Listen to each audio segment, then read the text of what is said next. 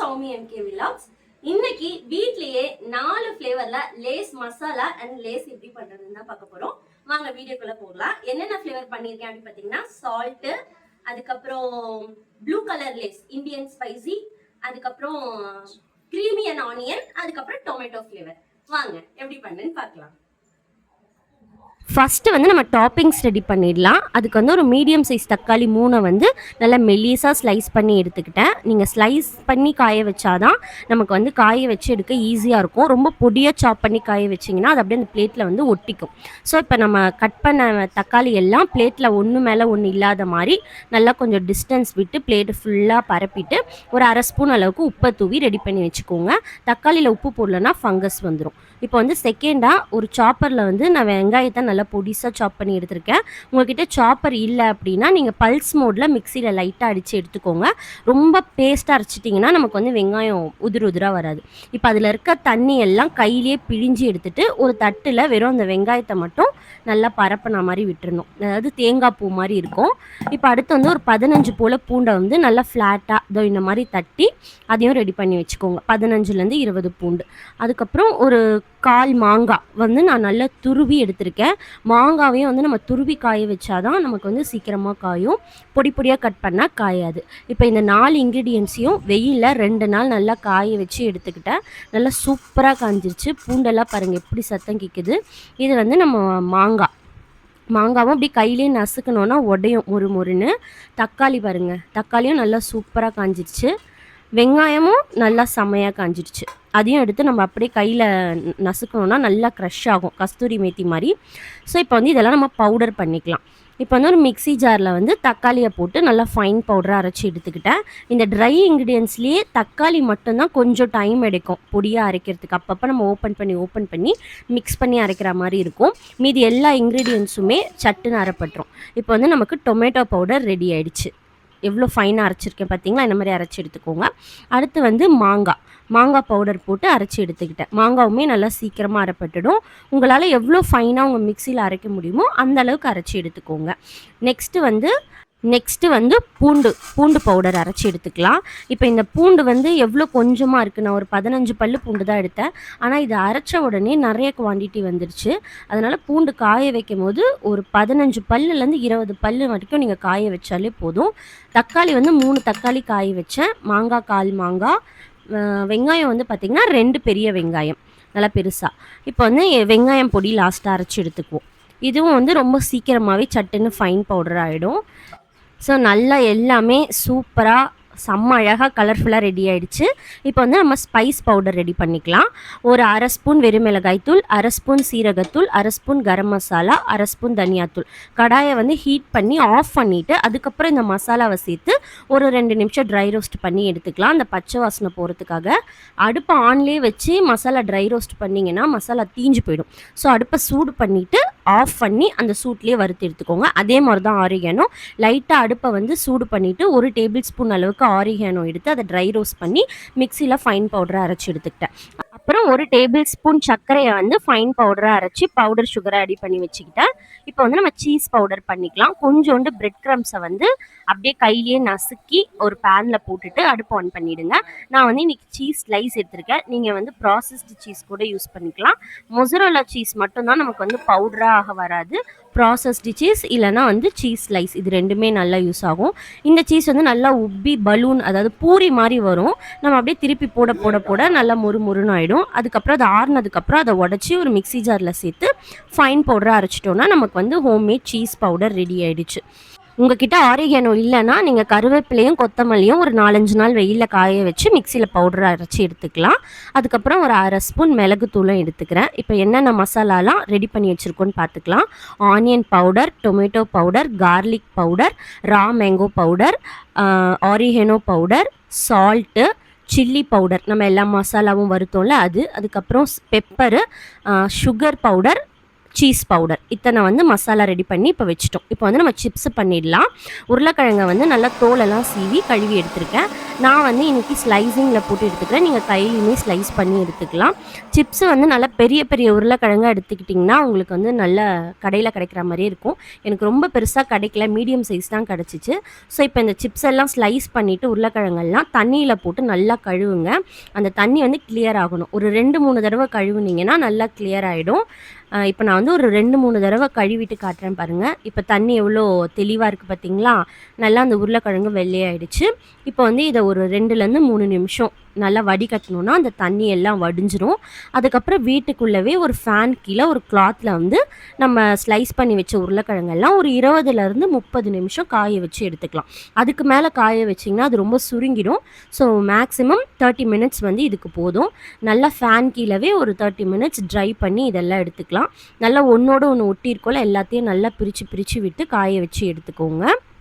So இந்த Lay's chips பார்த்தீங்கன்னா என்னுடைய ஒரு ட்ரை தாங்க. நம்மளுக்கு கடையில் கிடைக்கிற மாதிரியே வருதா அப்படிங்கிறது நம்ம பண்ணி டேஸ்ட் பண்ணால் தான் தெரியும். ஆல்மோஸ்ட் வந்து நாங்கள் அந்த டேஸ்ட்டை ஒரு 60% ரீச் பண்ணிட்டோம். ஸோ இதே மெத்தடில் நீங்களும் ட்ரை பண்ணுங்கள். ஒரு 20 நிமிஷம் கழித்து உருளைக்கிழங்கெல்லாம் நல்லா ட்ரை ஆகிடுச்சு. எண்ணெய் நல்லா சூடான உடனே மீடியம் ஃப்ளேமில் வச்சுட்டு நம்ம இதை அப்படிலாம் டேரெக்டாக பொரிச்சு எடுத்துக்கலாம்.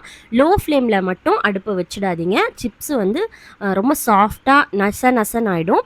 நல்லா மொறுன்னு வரணும்னா மீடியம் ஃப்ளேம்லேயே வச்சு பொரிச்சு எடுங்க. ஹை ஃப்ளேமில் வச்சோன்னா சில டைம் தீஞ்சிரும். ஸோ நல்லா பாத்திரம் சூடானதுக்கப்புறமா ஹை ஃப்ளேமில் வச்சு சூடானதுக்கப்புறமா மீடியம் ஃப்ளேமில் வச்சுட்டு எல்லா உருளைக்கிழங்கையும் அப்படியே பக்கத்துலேயே இருந்திங்கன்னா ஒரு 2 to 3 மினிட்ஸ்லேயே வந்து நமக்கு சிப்ஸ் எல்லாம் சூப்பராக ரெடி ஆகிடும். அதுக்கப்புறம் ஒரு பெரிய பாத்திரத்தில் வந்து கீழே ஒரு டிஷ்யூ பேப்பர் போட்டு ரெடியாக வச்சுக்கோங்க. இப்போ பார்த்தீங்கன்னா நம்ம சிப்ஸ் எல்லாம் நல்லா ரெடி ஆகிடுச்சு. இது எல்லாத்தையுமே நம்ம எடுத்துகிட்டு அந்த டிஷ்யூ போட்டிருக்க பாத்திரத்தில் வச்சிடலாம். இதே மாதிரி நான் எல்லா உருளைக்கிழங்கையும் பொரிச்சு எடுத்து வச்சுக்கிட்டேன். இப்போ சிப்ஸு பாருங்கள் நமக்கு நல்லா சூப்பராக ரெடி ஆகிடுச்சு.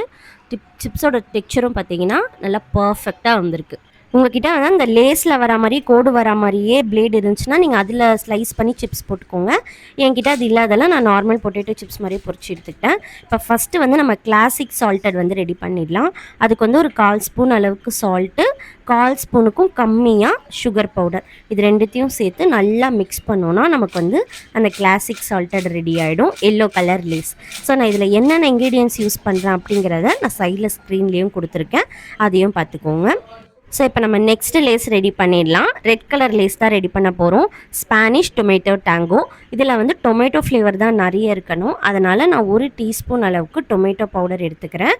1/2 டீஸ்பூன் அளவுக்கு ஆனியன் பவுடர், 1/4 டீஸ்பூன் அளவுக்கு கார்லிக் பவுடர், அதுக்கப்புறம் ஒரு 1/4 டீஸ்பூன் அளவுக்கு ஆரிகனோ பவுடர், அதுக்கப்புறம் நம்ம மசாலாலாம் வருத்தோம்ல, chilli powder, garam masala, cumin powder, இதெல்லாம் அது வந்து ஒரு 1/4 டீஸ்பூன் அளவுக்கு ஆட் பண்ணிக்கிறேன். அதுக்கப்புறம் ஒரு 1/2 டீஸ்பூன் உப்பு, கொஞ்சோண்டு 1/4 டீஸ்பூன் கம்மியாக வந்து சுகர் பவுடர். அந்த சுகர் பவுடர் வந்து எல்லாத்துலேயுமே ஆட் பண்ணுறாங்க, அது ஒரு டேஸ்ட் என்ஹான்ஸ் பண்ணுறதுக்காக. ஸோ இந்த மிக்சிங் எல்லாம் நான் கூகுளில் சர்ச் பண்ணி என்னென்ன போடுறாங்க அப்படின்னு பார்த்து தான் ரெடி பண்ணி இந்த வீடியோ போடுறேன். ஸோ இது வந்து கம்ப்ளீட்டாக என்னோட இனோவேட்டிவ் அப்படின்னே சொல்லலாம். அவங்க கொடுக்குற அளவுக்கு நமக்கு வந்து அந்த அளவுக்கு டேஸ்ட் ரீச் ஆகலைனாலும் இதை சாப்பிட்டா ஒரு லேஸ் சாப்பிட்ற ஃப்ளேவர் 100% வருது.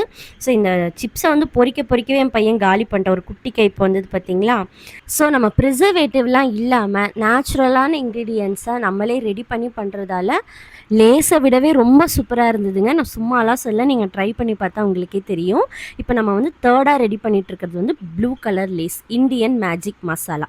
அதுக்கு என்னென்ன ஆட் பண்ணேன் அப்படின்னு பார்த்தீங்கன்னா 1/2 டீஸ்பூன் போல் உப்பு, 1/4 டீஸ்பூனுக்கும் கம்மியாக சுகர் பவுடர், ஒரு 1/2 டீஸ்பூன் மாதிரி அந்த சில்லி மசாலா. இதில் வந்து காரம் ரொம்ப அதிகமாக இருக்கும், அதனால் ஒரு 1/2 டீஸ்பூன் போல் ஆட் பண்ணிக்கிட்டேன். ஒரு 1/4 டீஸ்பூன் போல் மிளகுத்தூள், 1/4 டீஸ்பூன் போல் ஆரிகனோ, அதுக்கப்புறம் onion powder, garlic powder, tomato powder எல்லாமே 1/4 டீஸ்பூன். இந்த மேங்கோ பவுடர் மட்டும் 1/2 டீஸ்பூன். ஏன்னா இதில் மட்டும்தான் வந்து அவங்க மேங்கோ பவுடர் ஆட் பண்ணுறாங்க. இதுக்கு மட்டும்தான் அந்த ஒரு டேஸ்ட்டு, சாப்பிட்டா ஒரு புளிப்பு டேஸ்ட் வரும் பார்த்தீங்களா. நமக்கு டொமேட்டோ ஃப்ளேவரில் வர்றது வேறு, அந்த ப்ளூ கலர் லேஸில் வந்து ஒரு மைல்டான ஒரு புளிப்பு டேஸ்ட் வரும். ஸோ அது வந்து ரா மேங்கோ பவுடரால் தான். ஸோ மீதி எல்லா பவுடரும் ஒரு 1/4 டீஸ்பூன் ஆட் பண்ணிவிட்டு அந்த ரா மேங்கோ மட்டும் 1/2 டீஸ்பூன் ஆட் பண்ணிக்கோங்க. இப்போ இதை நல்லா மிக்ஸ் பண்ணோன்னா நமக்கு வந்து இந்தியன் மேஜிக் மசாலா ரெடி ஆகிடும் நம்ம ஊர் ஃப்ளேவரில். இந்த 4 லேஸ்லேயே ரொம்ப சூப்பராக இருந்தது இந்த இந்தியன் மேஜிக் மசாலா தான். அவ்வளோ டேஸ்ட்டாக இருந்துச்சு. அந்த மேங்கோ ஃப்ளேவரோட சாப்பிட சாப்பிட அவ்வளோ சூப்பராக இருந்தது. இப்போ நம்ம வந்து 3rd கலரும் ரெடி பண்ணிட்டோம். இப்போ நெக்ஸ்ட்டு வந்து நம்ம அமெரிக்கன் ஸ்டைல் க்ரீமி ஆனியன் பண்ண போகிறோம். இந்த க்ரீமி ஆனியனுக்கு அவங்க நேச்சுரலாக யூஸ் பண்ணுறது வந்து சோர் யோகட் பவுடர் தான். பட் வந்து அதுக்கு நமக்கு ஓவன் இருக்கணும். என்கிட்ட ஓவன் இல்லாததால தான் நான் சீஸ் பவுடர் ரெடி பண்ணி போடுறேன். அவங்க வந்து அந்த தயிரை நல்லா வடித்து அந்த திக்கான யோகட்டை பேக் பண்ணி அதை பவுடர் ஆக்கி தான் இதில் யூஸ் பண்ணுறாங்க. இப்போ நம்மக்கிட்ட ஓவன் இல்லாதவங்க இந்த மாதிரி சீஸ் பவுடர் ரெடி பண்ணி போட்டிங்கன்னா ஓரளவுக்கு வந்து நமக்கு ஃப்ளேவர் வந்து மேட்ச் ஆகுது. ஸோ இதில் என்னென்ன ஆட் பண்ணியிருக்கேன் அப்படின்னு பார்த்தீங்கன்னா 1/2 டீஸ்பூன் போல் உப்பு, 1/2 டீஸ்பூன் போல் சுகர் பவுடர். அந்த க்ரீன் லேஸில் வந்து நமக்கு கொஞ்சம் ஒரு ஸ்வீட்னஸ் இருக்கும், அதனால் வந்து சுகர் பவுடர் கொஞ்சம் அதிகமாக, 1 டீஸ்பூன் போல் ஆனியன் பவுடர், ஒரு 1/4 டீஸ்பூன் போல் கார்லிக் பவுடர், அதுக்கப்புறம் 1 teaspoon cheese powder, 1/2 teaspoon oregano powder. இது எல்லாத்தையும் சேர்த்து நல்லா மிக்ஸ் பண்ணோன்னா நம்மளுக்கு American style creamy onion ready ஆகிடுச்சு. ஸோ இந்த 4 ஃப்ளேவருமே ரொம்ப சூப்பராக இருந்தது. வீட்டில் இருக்கவங்க கிட்ட கொடுத்து கண்டுபிடிக்கிறாங்களா அப்படின்னு பார்ப்போம் வாங்க. 4 ஃப்ளேவர் கொடுத்துருக்கேன். சாப்பிட்டு பட்டு என்னென்ன ஃப்ளேவர்னு கண்டுபிடிக்கிறீங்களா பார்க்கலாம். 1 minute ப்ரோ வெயிட் பண்ணு. நம்ம salt yellow correct. Creamy onion okay correct. Tomato correct.